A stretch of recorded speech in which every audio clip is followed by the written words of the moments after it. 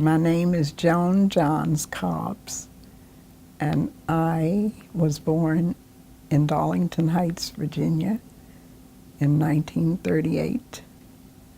And I am a farmer's daughter.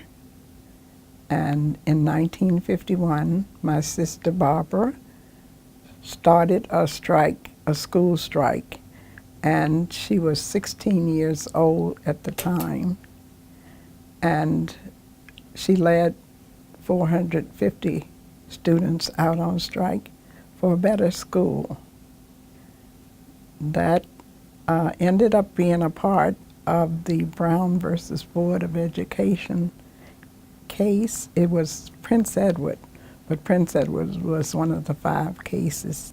The result of the strike was that the schools were integrated in Virginia and across the nation. I was 13 years old at the time, and the day of the strike, I remember vividly that Barbara was on stage and she asked all of us to go out on strike. We all followed her out that day, even though most of us were shocked. In fact, I think all of us were shocked. I remember her saying that our parents had tried to get a new school and they had failed, and that the only way that we were going to get a new school, as far as she was concerned, was for us to walk out of the school. And then people would pay attention and maybe we could get a new school. It was important to have a new school because our school was inadequate. We had no gym, no cafeteria, no science labs, and the town built 3 top-paper shacks around our school to house all of the students. We knew that the school for the white students was very different.